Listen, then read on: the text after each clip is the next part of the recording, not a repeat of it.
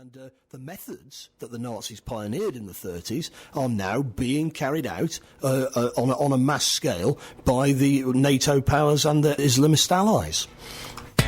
Getting bigger by being better. The number one choice for Bristol. This is BCFM 93.2. Well, it was 100 years ago this week, the Battle of the Somme. It was raging contrary to what Michael Gove called a just war. It was one of the most pointless mass human sacrifices in history.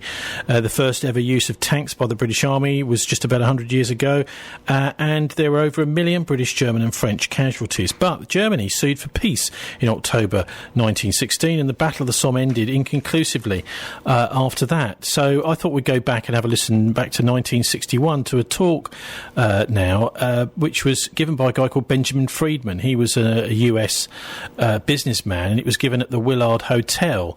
One of the things he does, which is a little bit distasteful, is that he conflates Jews with Zionists, but he explains what the Zionist role was in the US coming into the war, which was basically halfway through World War I, after the battle. 1914 was the year in which World War I broke out. There are a few people here my age who remember that. Now, that war was waged on one side by Great Britain, France, and Russia, and on the other side by Germany, Austria-Hungary, and Turkey. What happened? Within 2 years, Germany had won that war. Not alone won it nominally, but won it actually. The German submarines, which were a surprise to the world, had swept all the convoys from the Atlantic Ocean, and Great Britain stood there without ammunition for her soldiers, stood there with 1 week's food supply facing her, and after that, starvation. At that time, the French army had mutinied. They lost 600,000 of the flower of the French youth in the defense of Verdun on the Somme. The Russian army was defecting. They were picking up their toys and going home. They didn't want to play war anymore. They didn't like the Tsar. And the Italian army had collapsed. Now, Germany, not a shot had been fired on the German soil. Not an enemy soldier had crossed the border into Germany. And yet, here was Germany offering England peace terms. They offered England a negotiated peace on what the lawyers call a status quo ante basis. That means, let's call the war off and let everything be as it was before the war started. Well, England in the summer of 1916 was considering that seriously. They had no choice. They was either accepting this negotiated peace that Germany was magnanimously offering them, or going on with the war and being totally defeated. While that was going on, the Zionists in Germany, who represented the Zionists from Eastern Europe, went to the British War Cabinet, and I'm going to be brief because this is a long story, but I have all the documents to prove any statement that I make. If anyone here is curious or doesn't believe what I'm saying is at all possible. The Zionists in London went to the British War Cabinet and they said, look here, you can yet win this war. You don't have to give up. You don't have to accept a negotiated peace offered to you now by Germany. You can win this war if the United States will come in as your ally. The United States was not in the war at that time. We were fresh, we were young, we were rich, we were powerful.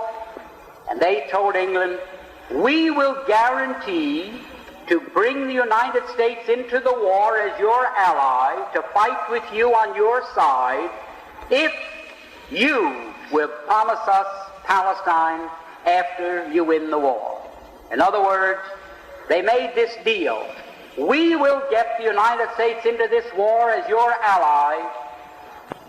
The price you must pay us is Palestine after you have won the war and defeated Germany, Austria-Hungary, and Turkey.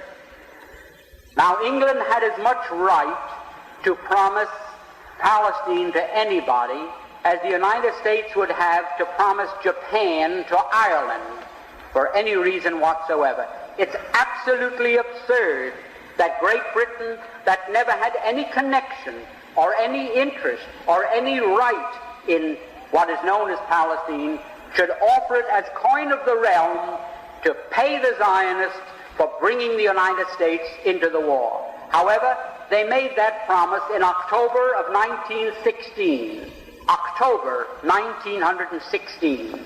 And shortly after that, I don't know how many here remember it, the United States, which was almost totally pro-German, because the newspapers here were controlled by Jews, the bankers were Jews, all the media of mass communications in this country were controlled by Jews, and they were pro-German because their people, in a majority of cases, came from Germany, and they wanted to see Germany lick the Tsar.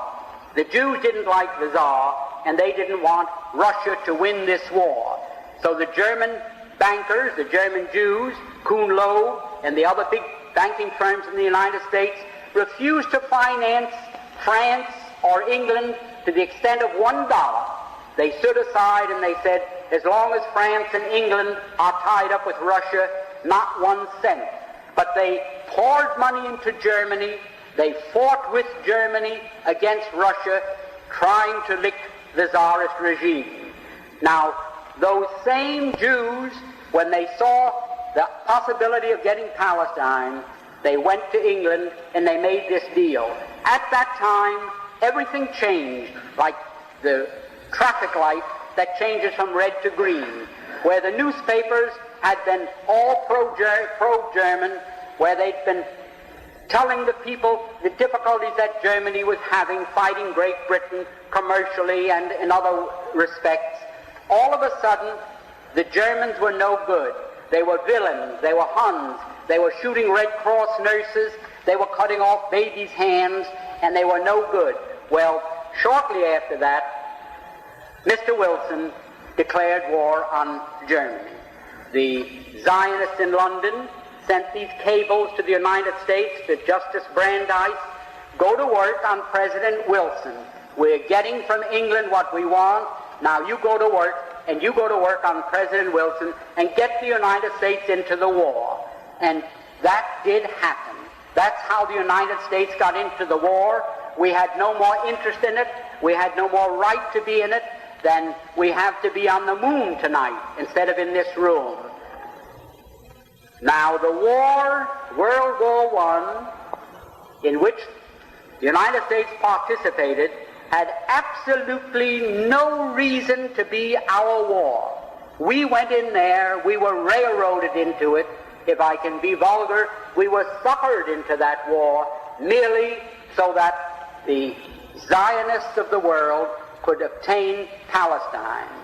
Now, that is something that the people in the United States have never been told. They never knew why we went into World War I. Now, what happened? After we got into the war, the Zionists went to Great Britain and they said, well, we performed our part of the agreement. Let's have something in writing that shows that you are going to keep your bargain and give us Palestine after you win the war. Because they didn't know whether the war would last another year or another 10 years. So they started to work out a receipt. The receipt took the form of a letter, and it was worded in very cryptic language so that the world at large wouldn't know what it was all about. And that was called the Balfour Declaration. The Balfour Declaration was merely Great Britain's promise to pay the Zionists what they had agreed upon as a consideration for getting the United States into the war. So this great Balfour Declaration that you hear so much about is just as phony as a $3 bill, and I don't think I can make it more emphatic than that. Now, that is where all the trouble started. The United States was in the war.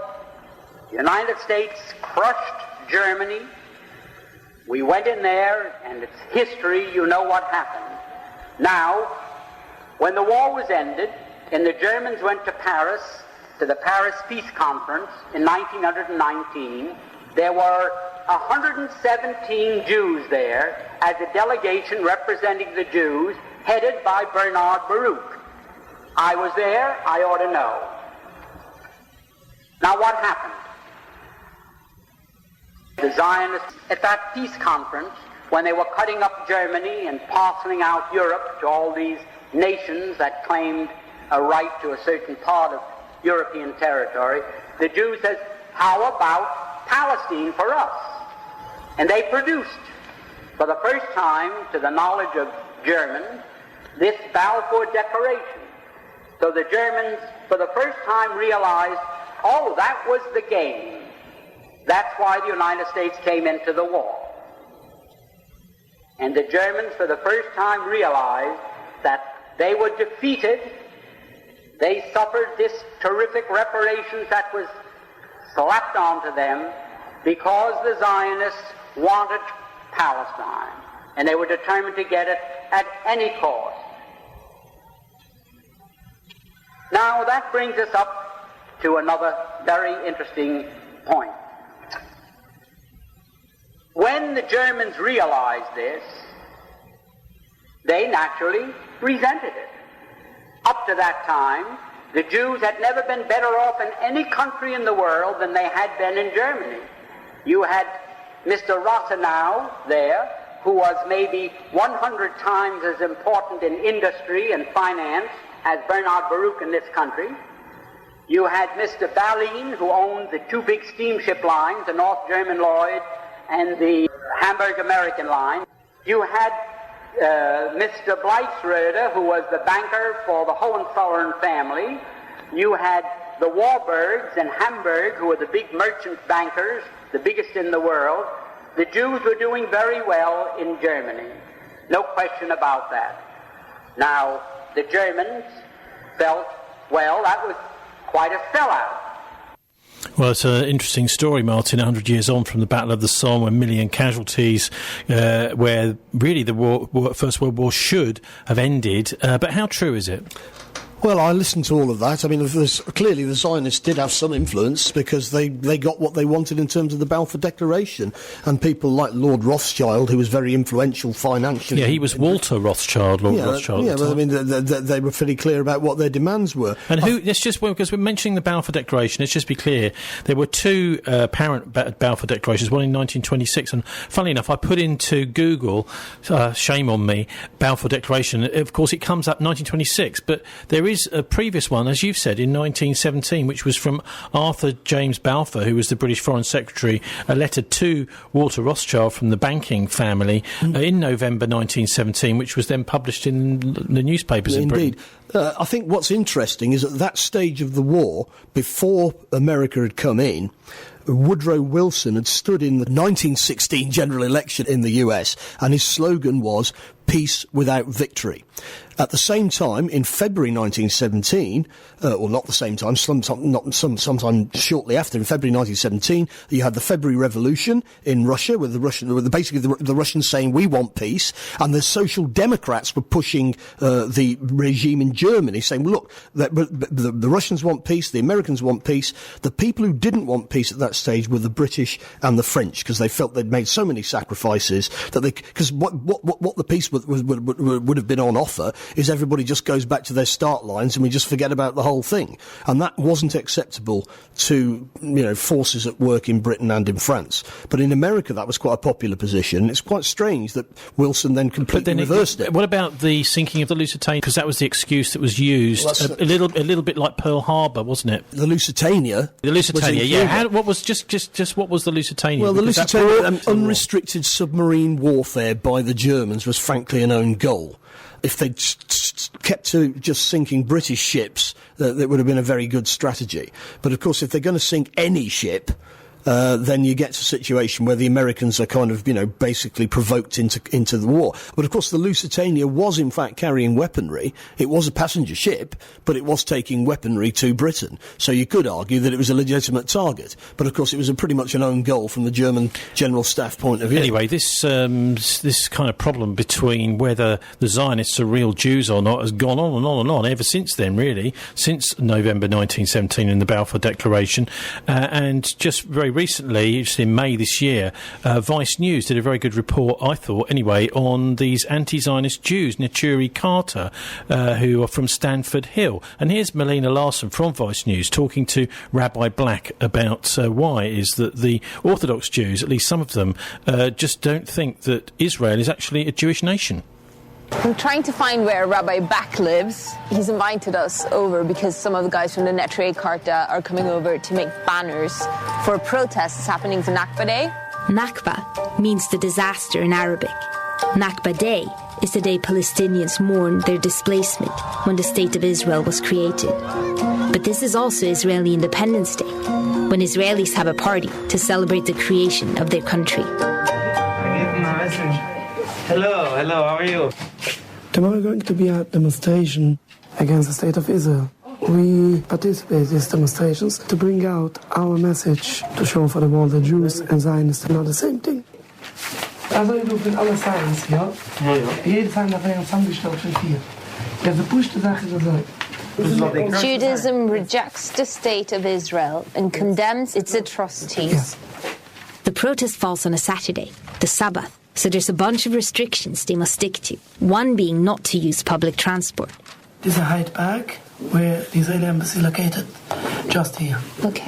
Our synagogue is located here. This is going to be such a long walk. It's a long of 3.5 hours. 3.5 hours? Yes. So we need to be prepared. Shabbos, we are not allowed to touch an electric device. We can't speak into the mic. And also, when we're walking, we need a non-Jewish man going between us.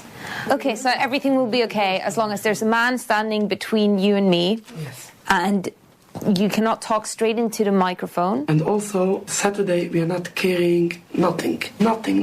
We're not carrying nothing. This is one of the laws. So you're going to walk across the entirety of London for 3 hours, carrying signs. No. You forgot we are not allowed to carry Saturday anything. We will wear it on. Okay. Okay. It's not easy to be Jewish. Don't become Jewish.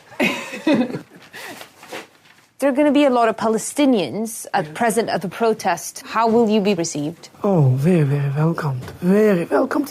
When we coming many times, Do pro-Israeli people come down? And yes, 100%.